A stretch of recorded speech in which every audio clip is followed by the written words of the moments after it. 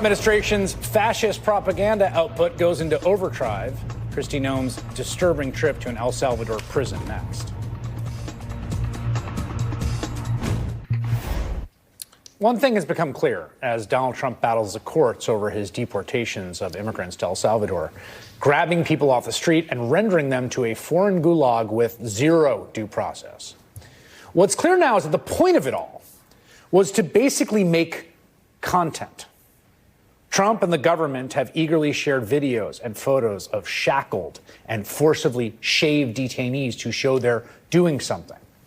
Gross violations of human rights being done to provide fascist propaganda. Yesterday, we saw the worst example yet.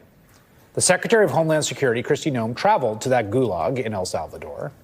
This is the photo opportunity that she traveled there to get. It's a screenshot from a propaganda video that we're not going to show here because none of the prisoners stacked behind her like firewood consented to this. It's debasing and dehumanizing by design. In the video, Noem said that this overseas jail, where prisoners are being held without trial, is one of the tools in our toolkit that we will use if you commit crimes against the American people. They claim they're deporting undocumented gang members, but some just incredible new reporting from Mother Jones magazine suggests the American government is simply disappearing innocent people on the stupidest of pretexts. The magazine spoke with 10 families of disappeared Venezuelans who say their loved ones were abducted because the U.S. falsely accused them of having gang tattoos. Noah Leonard is one of the Mother Jones reporters who spoke with the families of those detained Venezuelans, and he joins me now. I just want to say Isabella Diaz is the co-author of this piece. The two of you did incredible work. This is some of the finest journalism I've read in the Trump era so far. Oh, well, thank you for having me on, Chris. It's really important. So let's talk about one of the people that you managed to track down.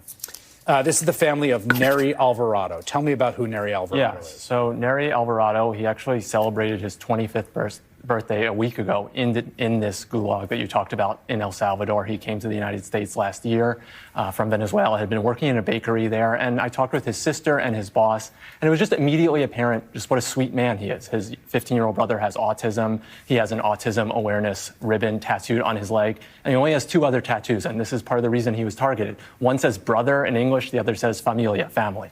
And, he talked to his sister, and he says, this is someone who wouldn't even hurt a fly. His boss absolutely loved him, had invited him into his home many times, vouches for him 100%, yet he was taken in by ICE in early February and told explicitly, you're in here because of the tattoos you have. Yeah, can we show that one again, Nelierson? This really broke me. This is a tattoo with his brother's name, Nerlielson, and an autism, that's the autism awareness sign. And that tattoo, we think, is part of what got this guy grabbed, deported, and stuck in a prison with a shaved head, stacked in those cells with zero way to get out because of that tattoo. Yes. I mean, it is hard to believe. I mean, but we spoke with 10, like you said, 10 families. All 10 of their relatives had tattoos. It's, there might be some people who were sent there who didn't, but clearly they were targeting people who had these tattoos based on the idea that this is an evidence that you're in a gang. But that is such pseudoscience, basically. And especially in this case, these are obviously transparently not gang tattoos. And what is so kind of infuriating about this is, too, that when he was taken to ICE's office in downtown Dallas, I was told by his sister and his boss, he recounted this one day later. He said, they told me I was clean. They checked my phone. I explained my tattoos. They said it was fine, but then he went to another office and they said, you know what, you're coming with us anyway. And this was happening right at the time where the highest levels of the Trump administration were pushing for more and more bodies to put into detention centers. You also had someone else who was a singer, a relatively successful singer yes. in Venezuela, right? Yes, we had someone, Arturo Suarez. I spoke with his brother and his wife. His wife, who lives in Chile, they had first, and you got to think about this, these are Venezuelans. Their country has completely collapsed. So he had fled Venezuela nearly a decade ago in 2016, first went to Colombia, then Chile. Then they were going to come to the U.S. together, him and his wife, but turns out she was pregnant, and so he went on his own. He has a 3-month-old baby girl who he has never met, and now he is in this center in El Salvador. He was an aspiring musician, and people should check out his videos. He recorded under the name Suarez VZLA. They're really good videos. He's a great musician. I mean, just to be clear, none of these people have criminal records in the United States. They haven't been accused of any crime. In the case of Nelson Suarez, he had no criminal record in the other previous countries he was in. And as far as we know, no criminal record in Venezuela itself. Yes, it is really... Down the line. Down the line. I mean, and the only cases where we saw would be if someone entered the country without inspection, crossed the border without authorization because they were unable to get an appointment to come to the official port of entry to request asylum. Those were the only things that we could say. Nothing violent, nothing even a car accident. And these are, again, you talk to family members, and again, I can't vouch for whether they're telling the truth, and maybe they want to look out for people, but like, it really seems that a significant number of these people, there's an example of a soccer player whose soccer tattoo was mistaken for a gang tattoo. I read a story in the Miami Herald today of a married father who went to his own ICE check-in and was put on this. That, like, they were just kind of grabbing everyone with tattoos or not? Yes, I think they were grabbing basically anyone they could find. And like I was saying, there was so much pressure too, and there is still so much pressure. And this is something that's still happening. I'm in touch with someone else who ICE arrested last week after the plane went to El Salvador. And ICE is blasting his photo out on their Facebook and Instagram saying, certified Tren de Aragua member. And now, so this is continuing. And the only reason we don't have potentially more people going is because there's a court order right now that is blocking them from being sent to El Salvador under the Alien Enemies Act, this extreme war power. I mean, some of these family members only know that their loved ones are there because they saw them in the propaganda videos and recognized them. Yes, I think this is one of the most dystopian and horrifying aspects of this is, when I first spoke to Enrique Neri's boss on Thursday, he wasn't sure. He said, I'm 90% sure he's there. And I'm 90% sure because he called us yesterday. He said he was going to be deported to Venezuela. No planes went to Venezuela. The only planes went to El Salvador. And we haven't heard anything from him. And he calls us every day. So that's probably where he is. But they hadn't been able to recognize him in one of those photos. Later that day, CBS finally got a list of who's there. And they got that confirmation. But like you said, other people we knew, Natalie Sanchez recognized her husband, the musician, Arturo, because he has a tattoo of a hummingbird on his neck. And she saw the photo and said, that's my husband's tattoo. He was bent over. Yes. I mean, I want just so people understand what's happening here. This guy who's got an autism awareness tattoo, who came to the U.S. for a better life, and he was working in a bakery in Dallas, got grabbed by ICE with no due process, put on a plane. He is now in one of the most notorious prisons in the world. And this man's 22. There is no way for him to get out. There is no way for him to get out. There's a prison that people talk about as a place where you don't get out of. They don't let people out of. And it's even, like you said, you called it a gulag earlier. Prison is a stretch here. This is a place where people are stacked in bunks 4 high. It's closer to a factory farm than it is to a prison. It is not meant, no human should be in this place of any kind. It is no mattresses, no sheets, nothing. Noah Leonard, like I said, you and Isabella Garcia, right? Isabella Diaz, yeah. Isabella Diaz, I'm sorry. Isabella Diaz, both of you did amazing reporting, and thank you for this work. Appreciate it. Thank you for having me on. Still to come, the legal U.S. resident who was snatched off the street and whisked across the country because Marco Rubio says she was creating a ruckus. Next. Freedom of speech, perhaps the most American of all our rights. There's a reason it's listed first in the amendments to the Constitution. It is one reason why people leave countries where saying the wrong thing might get you snatched off the street by secret police to come live, work, and be educated here. People like Ramesa Ozturk, a Tufts University doctoral student and Fulbright scholar who's here on a student visa from Turkey. Last night, we showed you the horrifying video of Ozturk being basically abducted by plainclothes law enforcement in unmarked cars and masks hiding their faces. A judge issued an order not to move her out of Massachusetts, but she was taken to Louisiana anyway, where she still is, as far as we can determine. The judge, who had given the government until Friday to respond to Ozturk's lawyers, has now ordered them to respond today. In the meantime, we already got a dismissive yet telling preview of the government's case. We revoked her visa. It's an F1 visa, I believe. We revoked it, and here's why. If you apply for a visa to enter the United States and be a student, and you tell us that the reason why you're coming to the United States is not just because you want to write op-eds, but because you want to participate in movements that are involved in doing things like vandalizing universities, harassing students, taking over buildings, creating a ruckus, we're not going to give you a visa. If you lie to us and get a visa and then enter the United States and with that visa participate in that sort of activity, we're going to take away your visa. And once you've lost your visa, you're no longer legally in the United States, and we have a right, like every country in the world has a right, to remove you from our country. Okay, the government does have a right to revoke visas, but this is how we're doing it? Really? You can't call her and tell her it's revoked? There are hundreds of thousands of students who come to this country every year on visas just like Ramesa Ozturk. Elon Musk was one of them. And part of campus life is engaging in public discourse around issues at your school. And all of those people have free rights under our Constitution whether they are citizens or not, whether they're on a visa or not. I am reminded of an interview with the late conservative Supreme Court Justice Antonin Scalia. To whom does the First Amendment apply? Do undocumented immigrants have the 5 freedoms?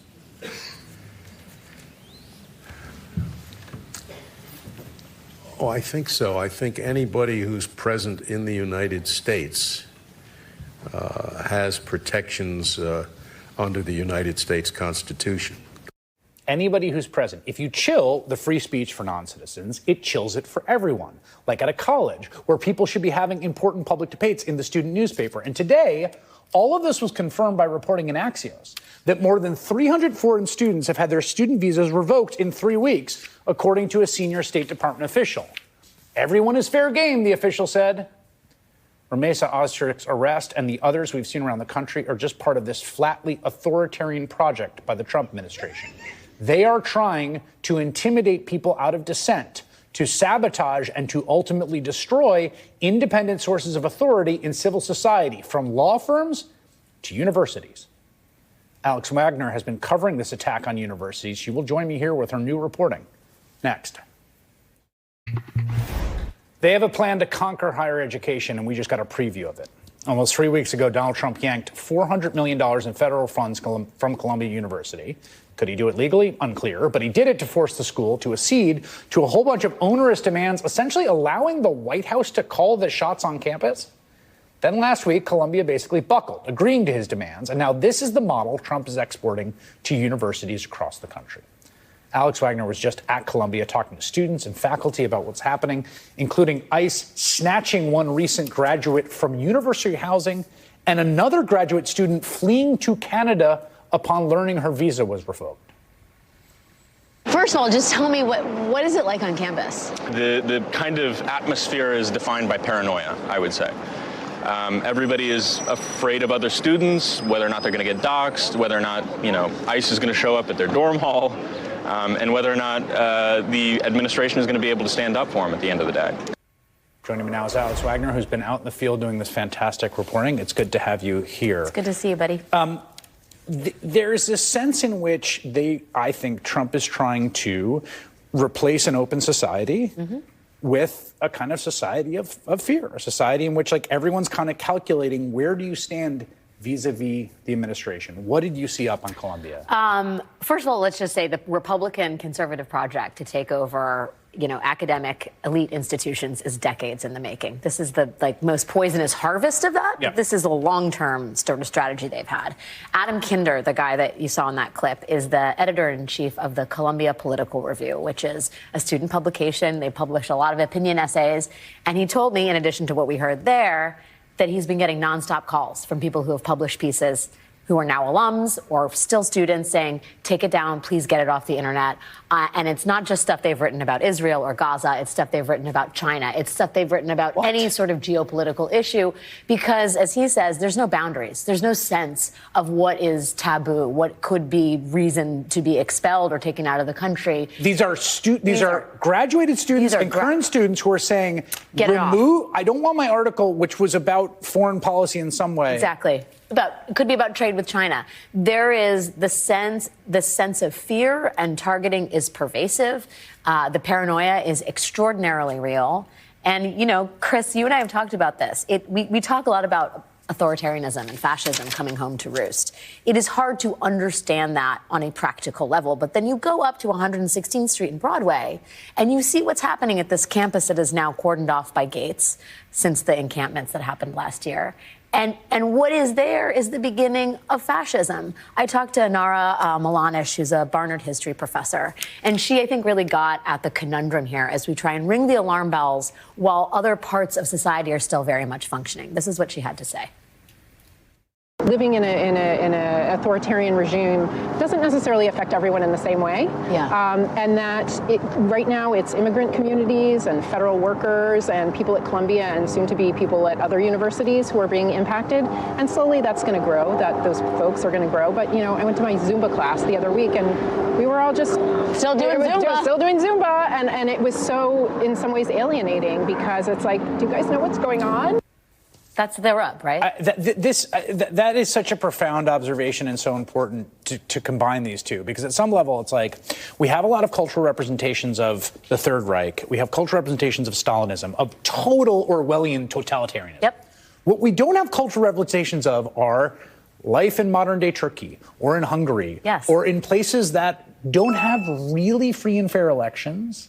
But you go to Zumba class and gallery openings, you go to your philosophy seminar, like you go to, like the recognizability and that middle space. But when you talk about the fear, yes, it just sounds like it was pervasive up there. Well, I was speaking to another student named Deshaun Barrett, and, you know, this is someone who was born in Washington, D.C. I know where he grew up. His parents are, you know, citizens here. And this is what and I'm sorry to the control room, this is SOT number 4, this is what he had to say about the level of the SOT number 5. Maybe we don't have it.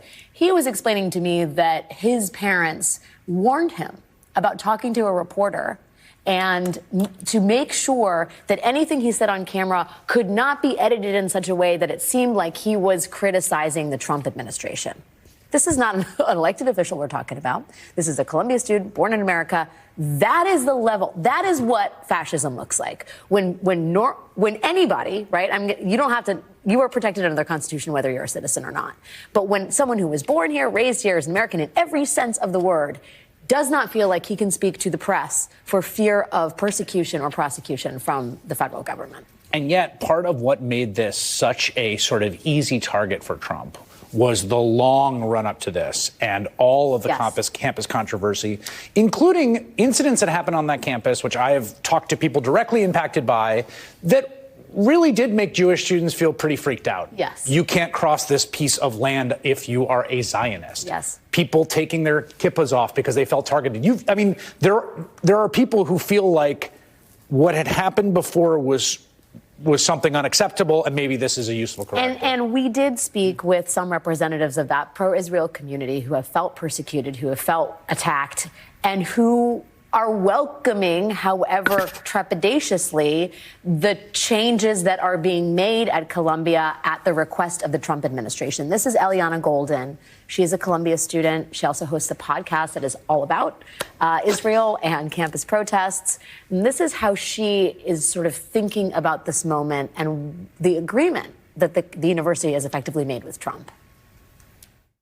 Do you ever worry that Trump is using the charge of anti-Semitism as a cloak for enacting more? Like, of course he is.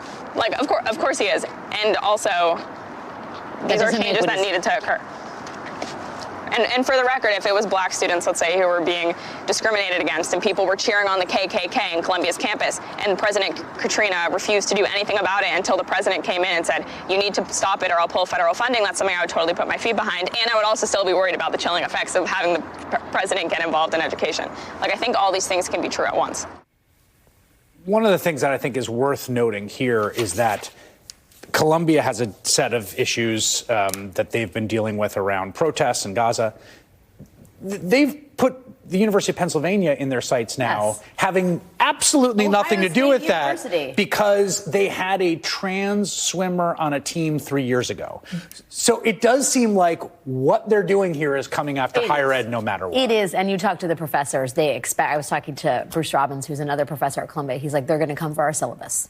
Our syllabi. They are going to look at our lesson plans. We have a vice provost, federal receivership over the Middle Eastern Studies Department at Columbia.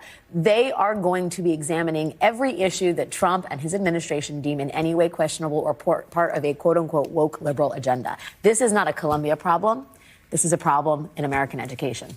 It seems to me that higher education it's hard to organize these schools. Yep. And I get it, right? Part of it is they want autonomy. Mm-hmm. They don't want to all get together. And you're seeing this with law firms, too. But it really does seem to me like the Benjamin Franklin line, we must hang together or surely we will hang separately.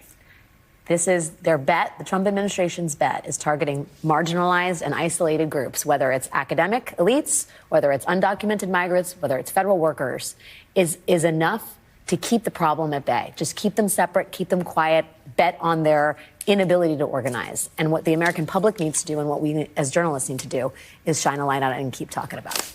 Alex Wagner, thank you. Fantastic reporting. Be sure to check out the latest episode of Trumpland with Alex Wagner now. Scan the QR code on your screen and subscribe to MSNBC Premium on Apple Podcasts for ads. In no sense has Social Security been saved. This fight is absolutely on. But it is regular Americans who have been fighting against Trump all over the country. Yes, in Washington, but honestly, all over the country. And that's what's made the difference. It is working. It is making a difference. And there is more to do, but it is working. And look, here's another view of America's political and moral leadership at work. This is the protest that sprung up spontaneously and basically instantly yesterday afternoon in Somerville, Massachusetts. Instantly, thousands of people gathered on no notice in the immediate aftermath of a Tufts University student with a valid student visa, a Fulbright scholar PhD candidate with no criminal record who'd had no notice from the government that they believed she had done anything wrong. She was nevertheless accosted and snatched off the street by a half dozen federal agents who were covering their faces, who then handcuffed her and stuffed her into an unmarked car. Donald Trump is now claiming the right to do this to anyone. He is making the truly authoritarian claim that if you express an opinion that Donald Trump doesn't like, this is what will happen to you. In this case, it was a student writing an op-ed criticizing the war in the Middle East. The Trump administration says that alone is the justification for revoking her student visa, which is insane. But even if signing an op-ed were grounds to revoke this young woman's visa, they could just tell her they were revoking her visa, tell her that she therefore needs to leave the country. Instead, they didn't tell her anything. They just sent masked goons to jump her on the street and throw her in an unmarked car and take her away. And that will now be litigated. But the kids at Tufts University and the community there just erupted yesterday. Spontaneously, thousands of people turned out to respond in person. That was yesterday. And then this is Somerville again tonight. Developments in the case of the Tufts University student who was suddenly detained by ICE agents near her home in Somerville. We now know why she was able to be transferred to a Louisiana detention center despite a court order to keep her here in Massachusetts. A court filing by the U.S. Attorney's Office says she had already been moved out of the state by the time that order was issued. NBC 10's Jericho Tran joining us live from Somerville, where some of her supporters gathered tonight. Jericho? Well, there's hundreds here today, and I can tell you we are witnessing some very tense moments here outside of Somerville City Hall. There's a city council meeting that's going on right now, and you can see that these hundreds of protesters are trying to make their way inside. Police have stopped them. It looks like there's some sort of fire code violation. Once again, there are hundreds of people here. It doesn't look like all of them will be able to fit inside of the building. Of course, all of this happening after Rumeysa Ozturk's arrest here in Somerville. On Tuesday, federal agents arrested Tufts University student Rumeysa Ozturk just steps away from the university. Ozturk now waits inside the South Louisiana ICE Processing Center, which houses immigrants waiting for legal proceedings or deportations. You see it on TV, but when it hits home, it's a mile away from you, and the terror in her face, in her voice, it's terrible. The PhD student and Fulbright scholar maintained a valid F1 visa status. Now that visa has been terminated. The Department of Homeland Security claims Ozturk engaged in activities in support of Hamas, with Secretary of State Marco Rubio saying the graduate student's presence in the U.S. could have, quote, potentially serious adverse foreign policy consequences and would compromise a compelling U.S. foreign policy interest. Oh, we revoked her visa. Ozturk wrote an op-ed for the university's paper calling for Tufts to divest from companies directly tied to Israel. If you apply for a visa to enter the United States and be a student, and you tell us that the reason why you're coming to the United States is not just because you want to write op-eds, but because you want to participate in movements that are involved in doing things like vandalizing universities, harassing students, taking over buildings, creating a ruckus, we're not going to give you a visa. On Tuesday night, a U.S. District Court judge issued an order blocking the Trump administration from removing Ozturk from the state of Massachusetts without 48 hours notice. The U.S. Attorney's Office suggests that Ozturk may have been moved before the court's involvement, offering to provide a timeline of Ozturk's arrest and transfer from Massachusetts. Our neighborhoods are not safe, right? The people around us aren't safe. And you can hear those chants live right now. They're asking police to let them in. Once again, you can see them kind of barricading the doors. They have let some of these ralliers in, but it doesn't look like they're letting everybody in right now. This is one of several protests. We were at a protest yesterday. We were at two of them today. This is one of them. That city council meeting here in Somerville is happening as we speak. We'll have more on that for you later. That's the very latest here in Somerville. Jericho Tran, NBC 10 Boston. That's happening tonight in Massachusetts. Also in Massachusetts at Harvard University, we've just got word that Trump has apparently also grabbed a Russian scientist, a young woman who works at Harvard Medical School. She had been forced to leave Russia because she spoke out and criticized Putin's invasion of Ukraine. Now Trump has had her arrested in the United States, has had her locked up in an ICE detention facility in Louisiana, and is threatening to ship her back to Russia. Again, a Harvard Medical School scientist. A GoFundMe has been started to help her legal defense. At the University of Alabama, it is a mechanical engineering doctoral student who has been taken. He's Iranian. In this case, nobody seems to know why he has been taken. They've reportedly got him in a county jail in Alabama right now. But again, we don't know why. College Democrats at the University of Alabama are protesting his arrest. There's also a GoFundMe that's been set up to help his legal defense as well. Now, how does the American people like all of this? How does the American population feel about how things are turning out with Donald Trump being back in the White House, given that this is sort of the daily news now? New polling from Gallup just out today shows that there is no issue on which the American people like what Trump is doing. His disapproval ratings are higher than his approval ratings on everything. He is 18 points underwater on his handling of the economy. He is 19 points underwater on his relations with Russia. He's underwater on his handling of the federal budget, on energy policy, on foreign affairs, on the Ukraine war, on the environment, on even his relations with the dreaded news media. He is underwater on every single thing. New polling in the great state of Texas today shows that Trump's favorability rating in Texas has dropped 15 points since the election in November. He is now underwater, specifically in Texas, and dropping like a stone. Today, Donald Trump pulled the nomination of Congresswoman Elise Stefanik to be his new ambassador to the United Nations. So congratulations to the United Nations. But Trump admitted the reason why he pulled her nomination. He said the reason he pulled her nomination is because they don't want her to leave her seat in the House because the Republican majority is so thin.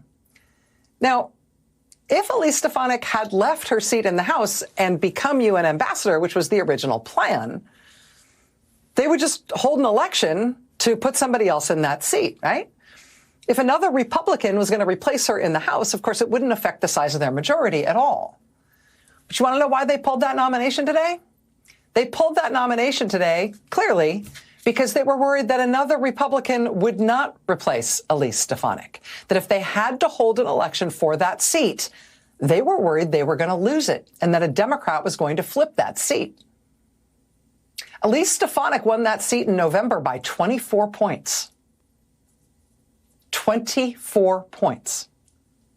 Right now, with what Trump is doing as president, right now with how the Republicans are performing with Trump as president, right now, 24 points is not a comfortable enough margin for Republicans, given how hard the country is swinging back against them. 24 points in November looks like it might be a blue seat right about now. The real political leaders of this country are the people who are willing to get up in the morning and go do something. They're doing it. And in many ways, they are winning. Stay with us.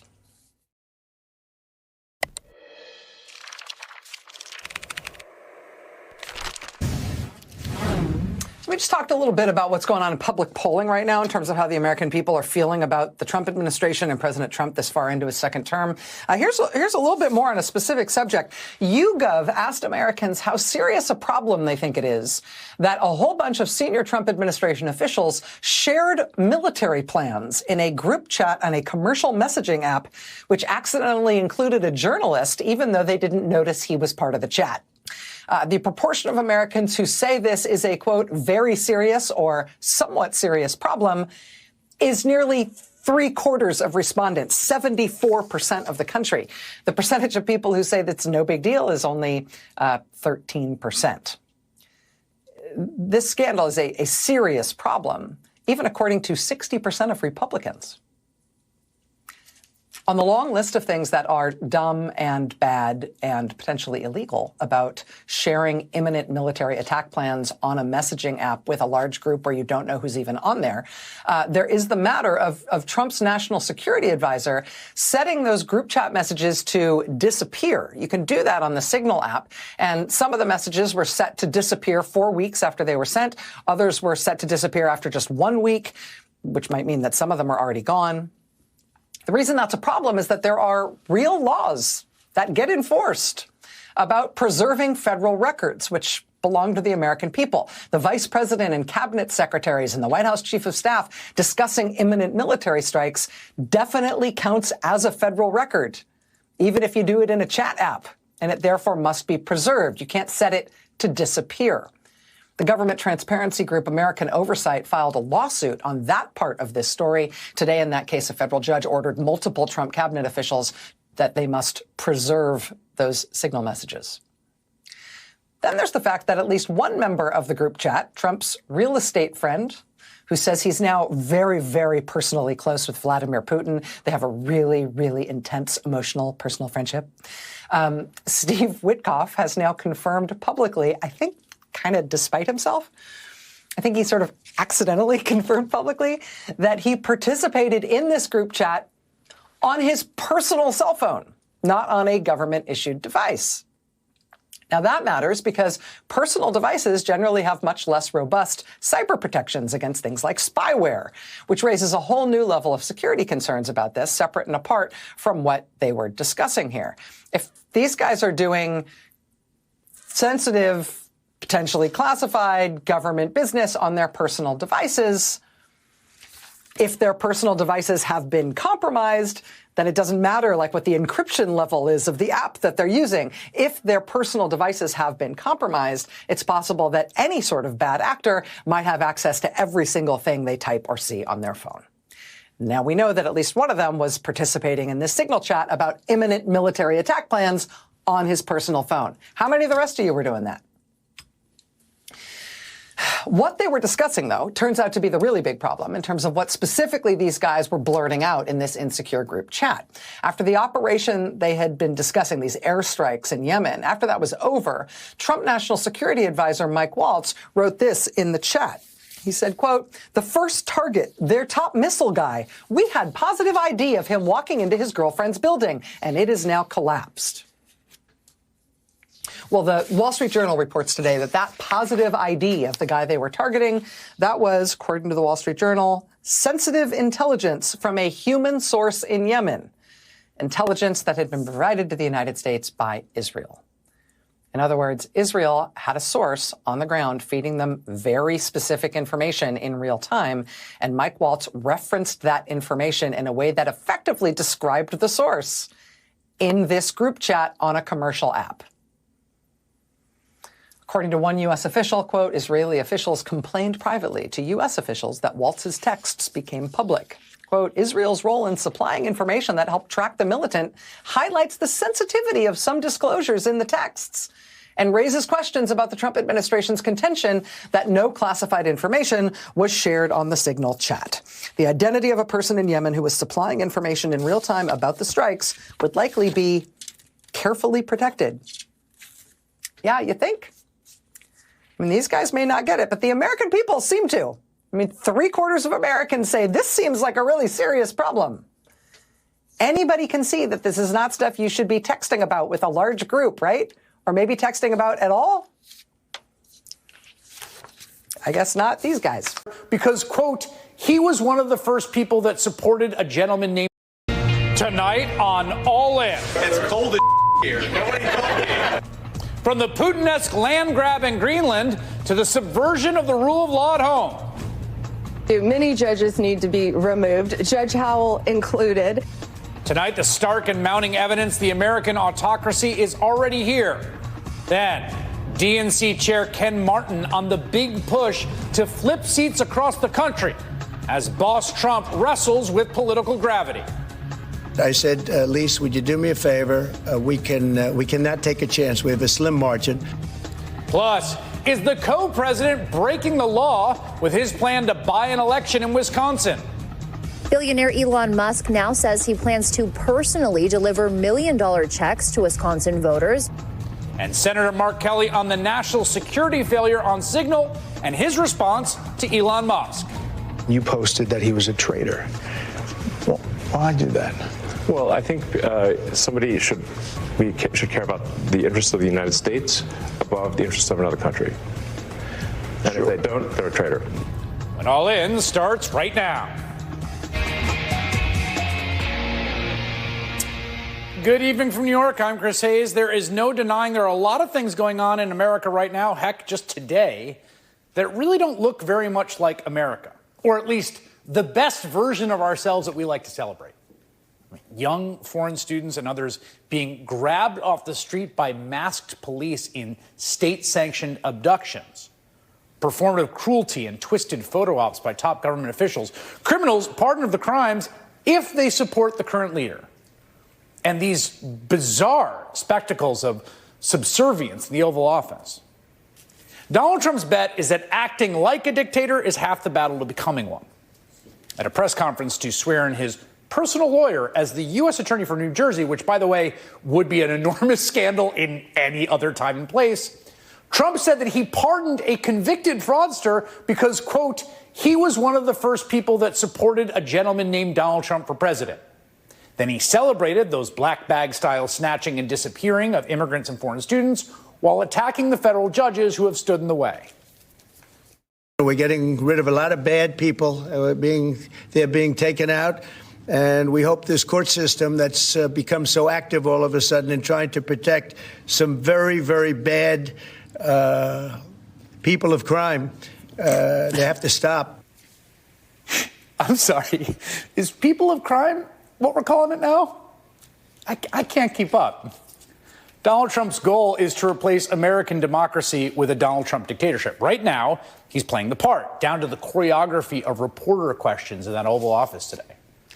I mean, since 1914, right, the journalists who cover the president and ask him questions have been chosen by an independent White House Correspondents Association. And last month, Trump decided to overrule them for the first time in over a century and just handpick his press corps. And he started purging reputable reporting outlets like the Associated Press. He banned the AP's reporters in retaliation when they refused his demand that it rename the Gulf of Mexico as the Gulf of America. And as a result, slowly but surely, it is less journalism in there and more of whatever this is. What has made you and your team so effective in finding, locating, apprehending, and deporting these violent, illegal migrants? I love this guy. I wish more people would ask questions like that. Everyone's laughing and having a good time. That reporter was from the far-right cable channel One America News. Then this was the next question. Mr. President, I want to say, first of all, happy Women's Month. You do so much for women by, first of all, keeping men out of women's sports, and you platform so many. That was an easy one. That was crazy. You platform so many great women, like your Chief of Staff, Susie Wiles. You also have Caroline Leavitt doing a great job as press secretary. Now Alina will be joining as well. Since Democrats seem to struggle answering this question, I wanted to ask you, what is a woman, and why is it important that we understand the difference between men and women? Well, it's sort of easy to answer for me because a woman is somebody that can have a baby under certain circumstances. Good answer, I guess. That question came from a representative of the far-right Tim Pool podcast. And if you've heard of him, it may be because he was recently identified as a pro-Trump influencer who received hundreds of thousands of dollars from Russian state media to parrot Kremlin talking points. Now in the Oval Office. There you have it. The Associated Press is banned from the White House. Those guys are in the Oval Office with that cringy obsequiousness. You know, Peter Baker, who's a New York Times White House correspondent, wrote last month, having served as a Moscow correspondent in the early days of Putin's reign, this reminds me of how the Kremlin took over its own press pool and made sure that only compliant journalists were given access. I mean, Trump clearly wants what Putin has in Russia. A press corps of grovelers who will pump up the strongman in a kind of one-party safe space where Trump can call people scum and enemies. And again, this is just one small part of just a comprehensive day in, day out assault on fundamentally an open society and a free people. What we cherish most, what makes us who we are. An assault on the institutions and practices that make America America, the kind of place where, for instance, a university can host a lecture on humanitarian action by the former president of Doctors Without Borders and not have to cancel it because it might be too anti-Trump. And yet, that did happen in this country this week at NYU. The speaker says her lecture was canceled because the university administration feared her talk would be perceived as anti-government in the United States of America. Or the kind of country where, say, a student can co-author a measured, fact-based op-ed critical of a U.S. ally and not have the mass secret police snatch her off the street into detention, accused of ties to terror groups, and shipped away to another state in violation of a direct court order. A place where law firms can defend whatever client they want to in cases where they sue the government without fear of being crushed by the government. A country where dinner with the president isn't just sold to the highest bidder and the state isn't just used as a valuable tool to reward loyalists and punish perceived enemies. That is all fundamentally un-American. If there is an organizing principle of MAGA governance, is that they do not like anything they cannot control. And that is the opposite of a free society. To them, you will obey or you will be hunted. And every day there's a new example, as they just try to remake everything that is part of a free society, not under their control, down to museums and zoos. Yes, zoos. Do you catch this one?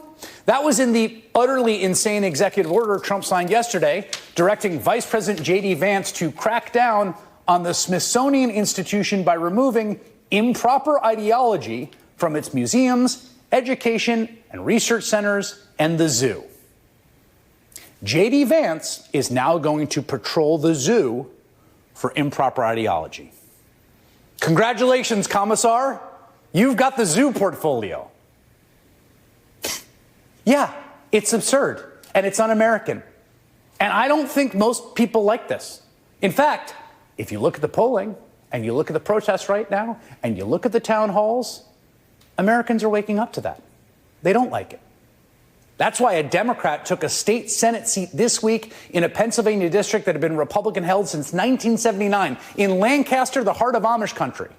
And it is why Republicans are right now worried about a special election in the deep red Florida congressional district, once held by Trump National Security Advisor Michael Waltz, that he won by 30 points in the last election. And it is why Trump just pulled his nomination of Congresswoman Elise Stefanik to be UN ambassador, because he is worried about losing a special election in a district where she won last year by 24 points. So he needs her in Congress.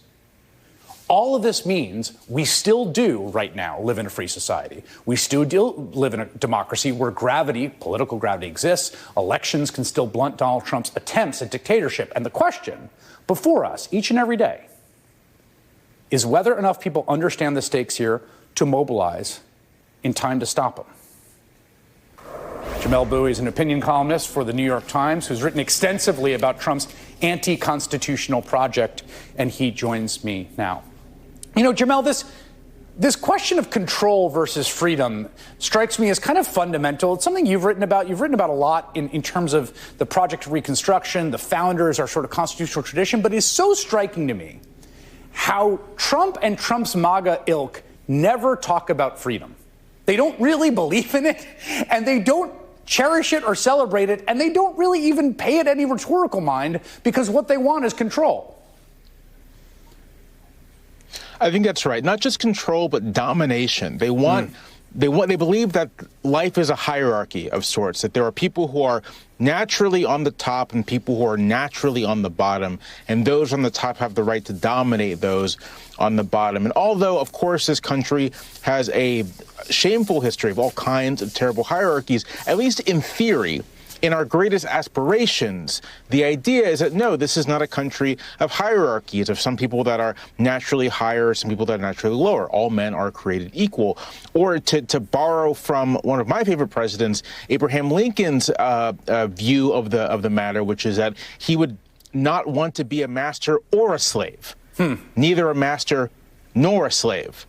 And so the MAGA movement does not understand America in terms of freedom or any kind of equality between peoples. It's simply who's on top, who's on the bottom, who has the right to dominate, who has the right to control.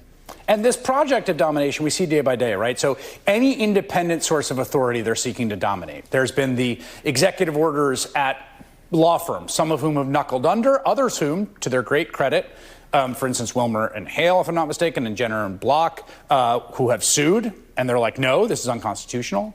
The press corps, here's Pam Bondi. Now they're very much targeted at the independent judiciary. Here's Pam Bondi, just the Attorney General of the United States, just flatly saying judges should be removed for ruling against Trump. Take a listen. Many judges need to be removed, Judge Howell included, Judge Reyes, Judge Boasberg. These judges obviously cannot be impartial. They cannot be objective. Any independent source of authority has to be removed. Right. They want to make sure that no one can challenge them. But here's the thing. We do, as you said, still live in a free country for the most part, and they don't have any institutional authority to remove these judges. Their allies in Congress don't have the numbers to remove these judges. They can threaten law firms, they can threaten all kinds of civil society organizations, but they don't necessarily have the capacity to carry out those threats. This is why I find myself disappointed when institutions bend to Trump, because I think it's clear that he wants you to be afraid of his bark. All of what we've seen over the last 2 or 3 months is the administration barking as loudly and ferociously as it can to cow people into submission. But if you bark back, if you bite back, if you punch back, if you threaten back, the administration does back down, because they don't actually have the kind of political power, the kind of resources, the kind of legal authority to do a lot of what they want to do. They're relying on their targets, yes, obeying in advance, to use a bit of a cliche. Well, we just saw an example of this, right? There's a new prime minister in Canada, Mark Carney, who replaced Justin Trudeau. Yesterday, he gave just a genuinely sort of shocking speech. I mean, it kind of knocked me back on my heels, where he said, essentially, the relationship we had is over between the U.S. and Canada. That relationship is done. They've destroyed it over there. Donald Trump has. We have to build a new one that's different. And, you know, basically telling Trump to go take a long walk off a short pier. And today, the president has a very conciliatory post on the internet about how we had a good conversation. It was just obvious that one led to the other, that the only thing they understand is essentially meeting fire with fire. That's right. They only understand meeting fire with fire. And at least some people in the administration must understand that so much of the authority that, say, a president has isn't by legal means, it's by cooperation. So much of American power abroad is by cooperation. Yes. And if you're going to burn these bridges, destroy these relationships, do everything in your power to try to coerce other people have agency too. This is a thing that I'm not sure that they understand. Yes. From Trump to Elon to Stephen Miller to the whole gang, I do not think they understand that other people have agency too, and they can act. That's exactly right. I think you're exactly right about that, particularly Musk, who doesn't think anyone has agency except for Elon Musk. Jamal Bowie, thank you very much. Appreciate it. Coming up, as Donald Trump shows his cards, the Democratic push to win some key elections, showing their agency in just a few days. That's next. What? Say what again? Say what again? I dare you. I double dare you, motherfucker. Say what one more goddamn time.